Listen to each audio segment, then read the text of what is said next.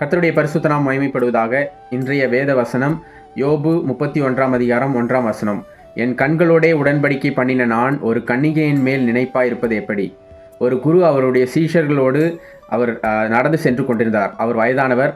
அந்த சீஷர்களோடு நடந்து சென்று கொண்டிருக்கும் போது ஒரு ஆற்றை கடக்க வேண்டியதாக இருந்தது. அந்த இடத்திலே ஒரு இளம் பெண் ஆற்றை கடக்க முடியாமல் நின்று கொண்டிருந்தாள்.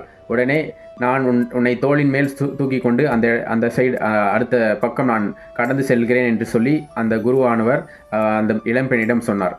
உடனே சீஷர்கள் யோசித்தார்கள். ஆனால் அவர் சொன்னபடியே தன்னுடைய தோளின் மேல் உட்கார வைத்து அந்த பக்கம் மறுபக்கம் சென்று அவளை இறக்கி வைத்துவிட்டு வந்துவிட்டார்.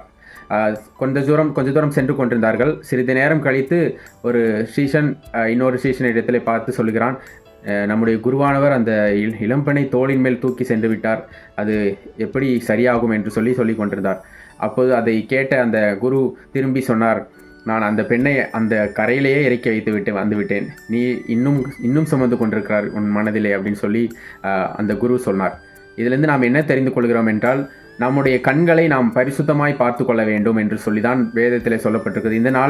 இந்த நாட்களில் நாம் பார்க்க போனால் அவர் இளம் வாலிபர் தம்பிமார்கள், உங்களுக்கு தான் இந்த வசனத்தை ஆண்டவர் சொல்லுகிறார், உங்களுடைய கண்களை நீங்கள் பரிசுத்தமாய் பார்த்து கொள்ள வேண்டும். வேதத்திலே ஆண்டவராக இயேசு கிறிஸ்து மத்தேயுவிலே சொல்லுகிறார், ஒரு ஸ்திரீயை இச்சையோடு பார்க்கிற எவனும் அவளோடே அந்த பெண்ணோட விபச்சாரம் செய்தாயிற்று என்று சொல்லப்பட்டிருக்கிறது. அப்படி என்றால் நீங்கள் மனதிலே நீங்கள் கண்களிலே பார்க்கும்போதே உங்களுடைய வாழ்க்கையிலே பாவமாய் மாற வாய்ப்பு அதிகமாக இருக்கிறது. அதனால் உங்களுடைய கண்களை பரிசுத்தமாய் பார்த்து கொள்ள வேண்டியது அவசியமாக இருக்கிறது.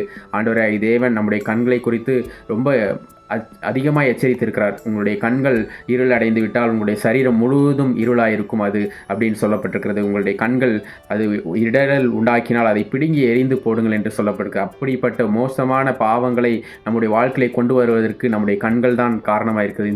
இந்த நாட்களில் பல காரியங்கள், விபச்சாரங்கள், வேசித்தனங்கள் பெருகி கொண்டிருக்கிற காலமாய் காணப்படுகிறது.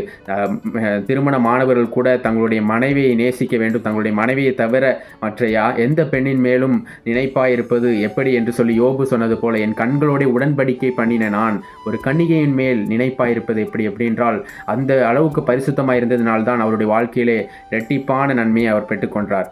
அவர் சாதாரணமான பரிசுத்தத்தை அவர் கடைபிடிக்கவில்லை. அவருடைய வாழ்க்கையில் ஒரு சுத்தம், அவர் ஆண்டவருக்கு பயப்படுகிற பயம், தேவனுக்கு பயப்படுகிற பயம், தன் கண்களை பரிசுத்தப்படுத்தி கொண்டார். தன்னுடைய வாழ்க்கையை எல்லாவற்றையும் ஆண்டோடைய நாமத்தை தூசிக்காதபடி தன்னுடைய வாயை, தன்னுடைய நாவை காத்து கொண்ட யோபு. அதே போல தான் நம்முடைய வாழ்க்கையிலும் ஆண்டவர் நம்மோடு எச்சரித்து கொண்டிருக்கிறார். இந்த நாட்களிலே நாம் தீர்மானம் எடுப்போம், நம்முடைய கண்களை பரிசுத்தமாய் பார்த்து கொள்ளும்படியாக தீர்மானத்தை எடுப்போம். கர்த்தர் நமக்கு உதவி செய்ய வல்லவராயிருக்கிறார்.